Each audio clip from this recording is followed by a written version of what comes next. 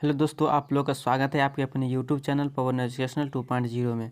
तो आज का जो हमारा क्वेश्चन जो रहेगा वह साइंस का रहेगा, जो कि लूसेंट से लिया गया क्वेश्चन है। ठीक है, और 30 क्वेश्चन जो है इसमें बहुत ही इंपॉर्टेंट क्वेश्चन है जो परीक्षा में बार बार पूछे जाते हैं और सभी एग्ज़ाम के लिए है। तो ठीक है, इसमें 1 लाइनर क्वेश्चन होगा और 30 क्वेश्चन होगा जो बार बार रिपीट होते जाता है। तो आप लोग वीडियो को पूरा देखिएगा। तो चलिए वीडियो को स्टार्ट करते हैं। तो चलिए आज का जो हमारा क्वेश्चन है, शरीर से हृदय की ओर, यानी कि शरीर से हृदय की ओर जो है रक्त ले जाने वाली रक्तवाहिनी कहलाती है। क्या कहलाती है? शिरा कहलाती है। ठीक है, तो शरीर से हृदय की ओर रक्त ले जाने वाली रक्तवाहिनी क्या कहलाती है? शिरा। ठीक है, तो इसका आंसर होगा शिरा।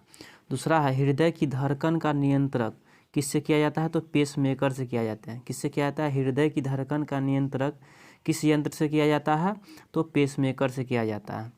चलिए अगला है, अगला हो जाएगा, यानी कि प्राकृतिक वर्ण सिद्धांत के प्रतिपादक कौन है? तो डार्विन हो जाएगा। क्या हो जाएगा? डार्विन। प्राकृतिक वर्ण सिद्धांत के प्रतिपादक कौन है? तो डार्विन हो जाएगा। उसके बाद है प्रकाश वर्ष मात्रक है, यानी प्रकाश वर्ष किसका मात्रक है? तो दूरी का मात्रक है। ठीक है, तो प्रकाश वर्ष किसका मात्रक है? दूरी का। चलिए अगला क्वेश्चन है, अगला क्वेश्चन है लार में पाया जाने वाला एंजाइम। ठीक है, तो लार में पाया जाने वाला एंजाइम क्या है? तो टाइलिन हो जाएगा। क्या हो जाएगा? टाइलिन हमारा आंसर हो जाएगा, टाइलिन। फिर है दूरी मापने की सबसे बड़ी इकाई क्या होता है? तो यहाँ है दूरी मापने की सबसे बड़ी इकाई। तो दूरी मापने की सबसे बड़ी इकाई जो होती है वो पारसेक होता है। क्या होता है? पारसेक।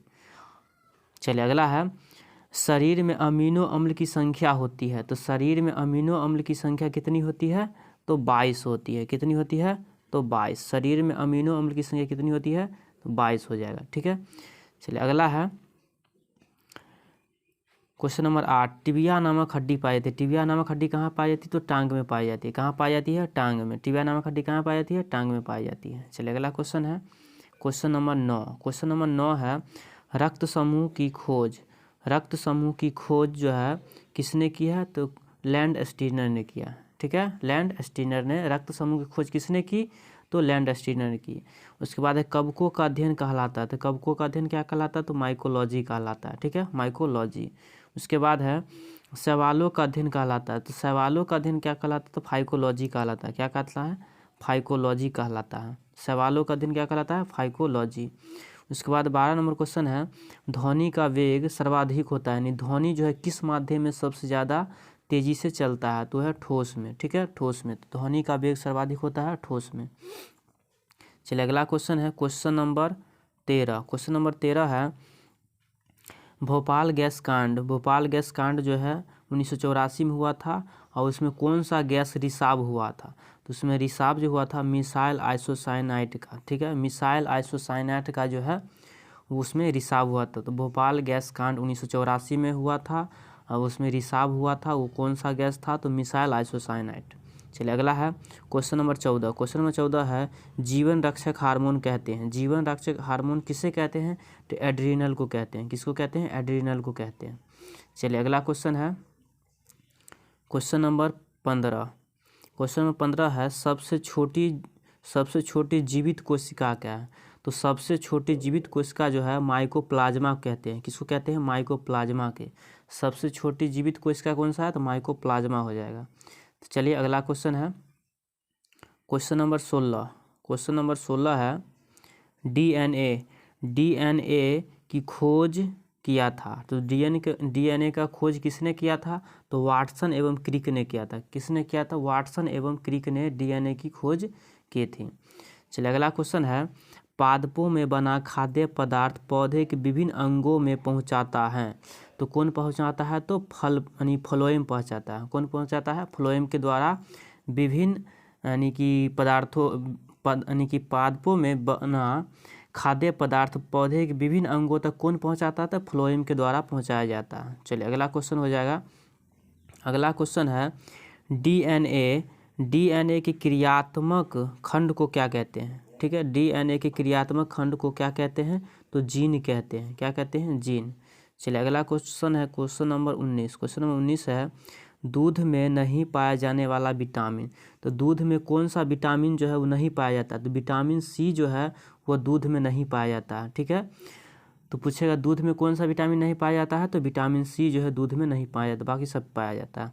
चलिए अगला क्वेश्चन है क्वेश्चन नंबर 20, इंसुलिन की खोज की थी, यानी इंसुलिन की खोज किसने की थी, वेंटिंग एवं वेस्ट ने किया था। ठीक है, वेंटिंग एवं वेस्ट ने इंसुलिन की खोज की थी।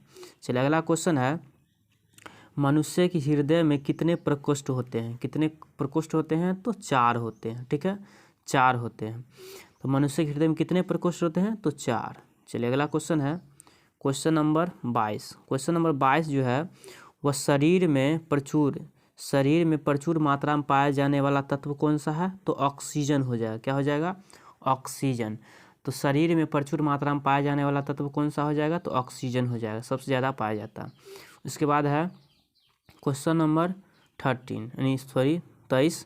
23, मानव शरीर का सामान्य तापमान होता है, तो मानव शरीर का सामान्य तापमान कितना होता है, तो फ़ारेनहाइट में पूछेगा तो 98.6 डिग्री फ़ारेनहाइट, सेल्सियस में पूछेगा तो 37 डिग्री सेल्सियस, और केल्विन में पूछेगा तो 310 केल्विन। ये क्वेश्चन बहुत इंपॉर्टेंट क्वेश्चन है, बार बार एग्जाम में पूछा जाता है, इसलिए मैं एक ही क्वेश्चन में तीनों जितना होता हो मानव शरीर का तापमान सबको दे दिए हैं। तो मानव शरीर का सामान्य तापमान कितना होता है, तो फ़ारेनहाइट में पूछेगा तो 98.6 डिग्री फ़ारेनहाइट, सेल्सियस में पूछेगा तो 37 डिग्री सेल्सियस, और केल्विन में पूछेगा तो 310 केल्विन। चलिए अगला है, इंद्रधनुष में बीच का रंग जो होता है, यानी कि इंद्रधनुष जो होता है वो 7 रंगों का मिश्रण होता है, और उसमें पूछ रहा है बीच में जो है कौन सा रंग होता है, तो बीच में रंग कौन सा होता है, तो हरा होता है। ठीक है, इंद्रधनुष में बीच का रंग कौन सा होता है, तो हरा होता है। चलिए अगला क्वेश्चन है, दलहन के जड़ में पाया जाने वाला जीवाणु कौन सा है, यानी जैसे दलहन का पेड़ जो होता है उसके जड़ में पाया जाने वाला जीवाणु कौन सा है, तो हो जाएगा राइजोबियम। क्या हो जाएगा, राइजोबियम हो जाएगा। क्वेश्चन नंबर 26 है, पौधे नाइट्रोजन ग्रहण करते हैं, तो पौधे जो है नाइट्रोजन ग्रहण जो करते हैं किस रूप में करते हैं, तो नाइट्रेट के रूप में करते हैं। किसमें, नाइट्रेट के रूप में करते हैं। चलिए अगला क्वेश्चन है क्वेश्चन नंबर 27। क्वेश्चन नंबर 27 जो है वह यंत्र जिसके द्वारा तने की वृद्धि दर नापी जाती है वह क्या है, तो ऑक्जेनोमीटर है। क्या है, ऑक्जेनोमीटर। वह यंत्र जिसके द्वारा तने की वृद्धि दर नापी जाती है वो क्या है, ऑक्जेनोमीटर है। चलिए अगला क्वेश्चन है क्वेश्चन नंबर 28। क्वेश्चन नंबर 28 देखिए, यहाँ पे है लाइसोसोम की खोज की थी। लाइसोसोम की खोज किसने की थी, तो डी दुबे ने 1949 में किया था। ठीक है, डी दुबे ने 1949 में लाइसोसोम की खोज की थी। चलिए क्वेश्चन नंबर 30 है, शरीर की सबसे लंबी कोशिका, तो शरीर की सबसे लंबी कोशिका क्या हो जाएगा, तो तंत्रिका तंत्र हो जाएगा। क्या हो जाएगा, तंत्रिका तंत्र। शरीर की सबसे लंबी कोशिका क्या होगा, तंत्रिका तंत्र हो जाएगा।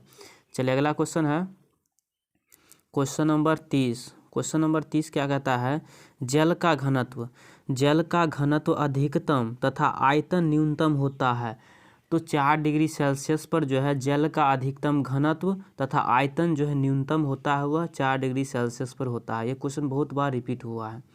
चलिए, दूध से क्रीम निकालने पर दूध का घनत्व, दूध से अगर क्रीम को निकाल दिया जाए तो दूध का घनत्व क्या होगा, तो दूध का घनत्व जो है बढ़ता है। ठीक है, तो दूध से क्रीम निकालने पर दूध का घनत्व क्या होगा, बढ़ जाएगा। आशा करता हूँ कि आप लोग को अच्छे से समझ में आया होगा। अगर आप लोग को वीडियो अच्छा लगा हो तो एक लाइक कर देना, और चैनल पर नए हैं तो चैनल को सब्सक्राइब जरूर कीजिए। ज़्यादा से ज़्यादा शेयर करने का प्रयास करें। अगर आप लोग को कोई डाउट है कमेंट करके ज़रूर बताएं आप लोग वीडियो कैसा लगा। तो चलिए मिलते हैं नेक्स्ट वीडियो में।